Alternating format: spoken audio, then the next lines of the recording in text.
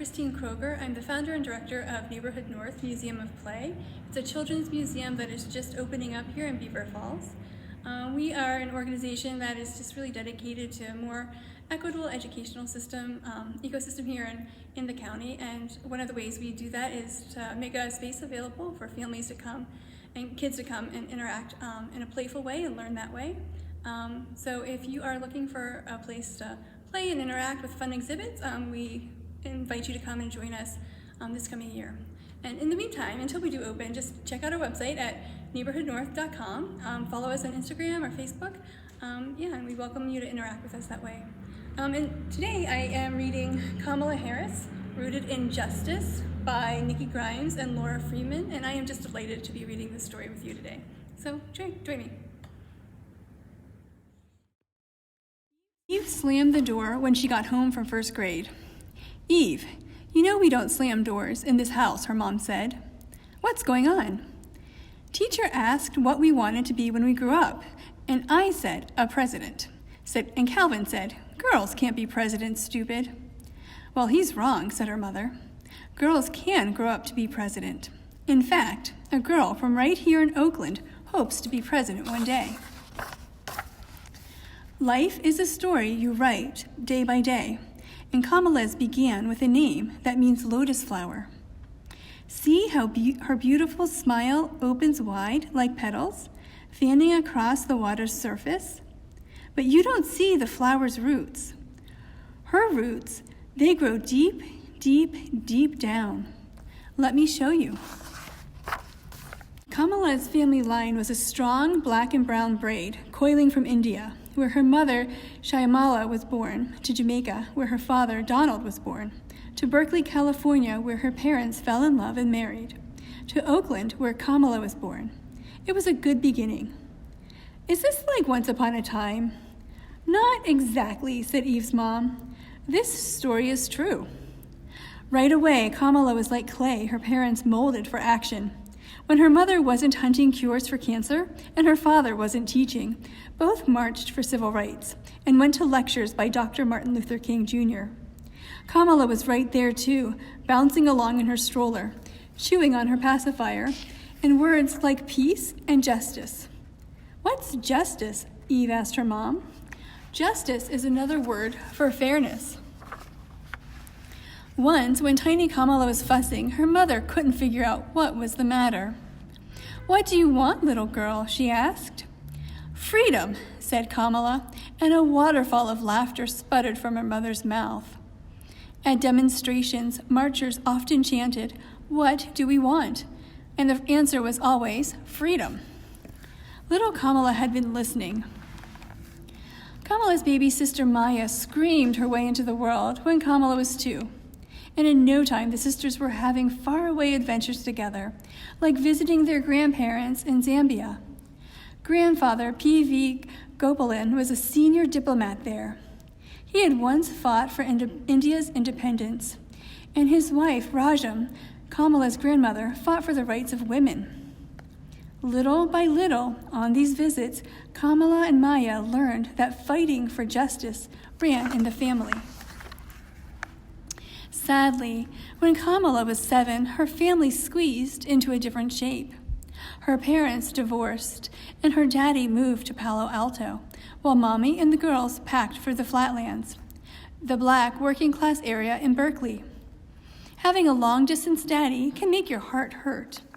But Kamala's new neighbors welcomed their family with smiles and helping hands, warm as sunshine. Still, Kamala was sometimes lonely for her daddy. Luckily, her godmother, Aunt Mary, lived close by and gave Kamala extra hugs whenever she needed them. Like other black and brown kids in the Flatlands, Kamala was part of a California program to integrate the schools. Every day she rode a yellow bus bumping through familiar city streets, all the way to the wealthy white part of town with sprawling hillsides painted with gardens. Thousand Oaks Elementary was a world away, but Kamala didn't mind. There, she got to meet kids who were rich and poor, black and white, kids who celebrated holidays she'd never even heard of.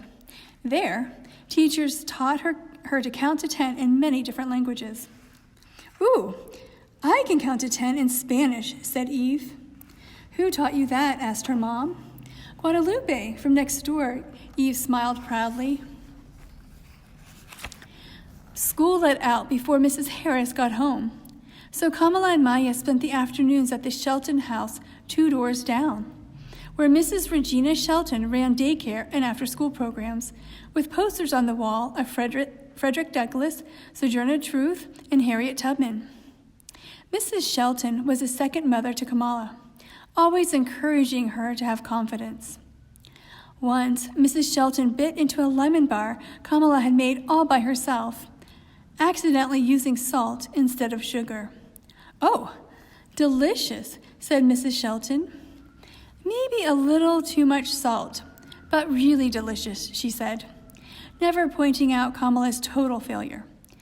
That day, Mrs. Shelton let Kamala walk away feeling successful, feeling like she could do anything. After school, Kamala's days bulged with busyness. She had homework, piano lessons, ballet classes, and Barbie playtime. Thursday nights were the best, though. The family would go to the Rainbow Sign, a cultural center celebrating Black art, music, books, and film. James Baldwin spoke there, Maya Angelou read there, and Nina Simone sang there. Nina's gravelly voiced version of "To Be Young, Gifted and Black" often rang through Kamala's home, and the more she heard this favorite song, the more Kamala thought, "I'm young, gifted, and black too." On Sundays, when they weren't visiting their father, Kamala and Maya rocked from side to side. At 23rd Avenue Church of God, where they tapped tambourines and sang as part of the children's choir, "Fill My Cup, Lord" was Kamala's favorite hymn, and the church was where she learned the Bible, that God asks us to speak up for those who can't, to defend the rights of the poor and needy, like some lawyers do. Her Uncle Sherman was that kind of lawyer. Maybe someday Kamala would be one too. "I don't want to be a lawyer," said Eve, "but I like making sandwiches for the homeless. That's helping too, right?" "Right," said her mom. In her first year of middle school, Kamala would need a lot of faith. She learned a new lesson about change, a lesson dressed in down jackets and mittens. Her family was moving north, where 12 feet of snow and her mother's new job waited in Montreal. "It will be a wonderful adventure," Shyamala told the girls, but Kamala grumbled. The thought of leaving her friends and the warmth of sunny California made her shiver. It was February, and Montreal, robed in winter's sparkling white, felt like it had ice in its veins. Kamala couldn't stop shivering. Worse yet, their new neighbors spoke French, a language Kamala's mother insisted her daughters learn. The English name of the French school her mother handpicked for them was the Our Lady of the Snows. "That's a funny name," said Eve. "Maybe," said her mom, but Kamala wasn't laughing. Montreal was no place for a lotus flower. Sighing, Kamala unpacked her new clothes and her old experiences, like marching for change with her mom. One spring day, when the temperature rose enough for outdoor sports, Kamala and Maya marched in front of their apartment building, waving picket signs because kids weren't allowed to play soccer on the front lawn. It wasn't fair, and Kamala cared a lot about fairness. The building manager read Kamala and Maya's signs and changed the rules. Kamala adjusted to life in Canada, but memories of her home country still rang her heart like a bell. After graduating high school, she ached to return to America, where her parents had nursed her on the civil rights movement. She couldn't wait to follow in the footsteps of her heroes, Constance Baker Motley, Charles Hamilton Houston, and Thurgood Marshall. Marshall had attended Howard University, and Kamala decided that she would too. On her first day at Howard, Kamala turned this way and that, smiling at the faces of students from America, Africa, the Caribbean.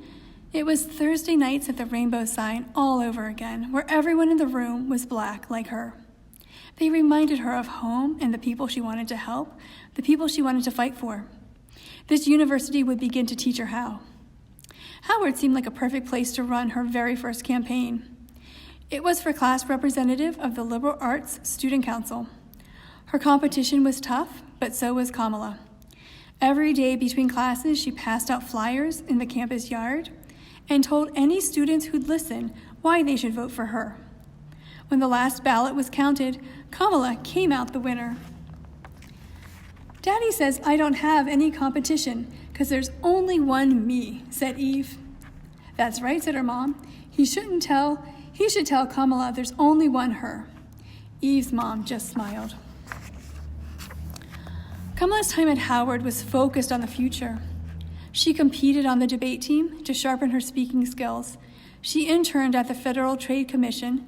She did research at the National Archives to study the workings of government. And on weekends, she joined fellow students at the National Mall in Washington, D.C. to protest apartheid in South Africa. Kamala was preparing to be a woman warrior. "Like Wonder Woman?" asked Eve. "No, better," said her mom. "Wonder Woman isn't real." Nothing matched the magic of her second summer break when Kamala stepped through the doors of the private Senate subway as an intern for Senator Alan Cranston. Kamala could barely hold in the secret of her joy. What could be better than learning from someone whose footsteps echoed in the halls of power every day? After Howard, California called Kamala home to study at Hastings College of the Law. Court cases and contracts filled Kamala's mind, but changing lives filled her heart.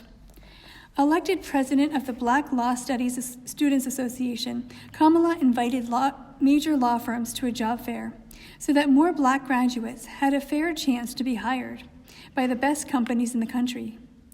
This work was great practice for Kamala's future. Graduating law school meant there was one more exam to take, the California bar. Without passing it, Kamala could not practice the law. She didn't pass, which taught Kamala something new: failure. It is the toughest teacher, but it can also be the best because it makes you dig down deep and try harder. On the second try, Kamala passed. "If at first you don't succeed," said Eve's mom. Try again," finished Eve. Kamala was finally ready to climb the mountain of her dreams. First, Deputy District Attorney. Next, the first female District Attorney of San Francisco. Then, the first Black woman Attorney General of California. Peak by peak she rose, eventually becoming the second Black woman voted into the U.S. Senate. Lawyer, prosecutor, senator. The little girl named Lotus Flower had turned herself into a person others could call on for help. "Did she use magic to turn herself into that person?" asked Eve. "No, sweetie. Kamala just used hard work."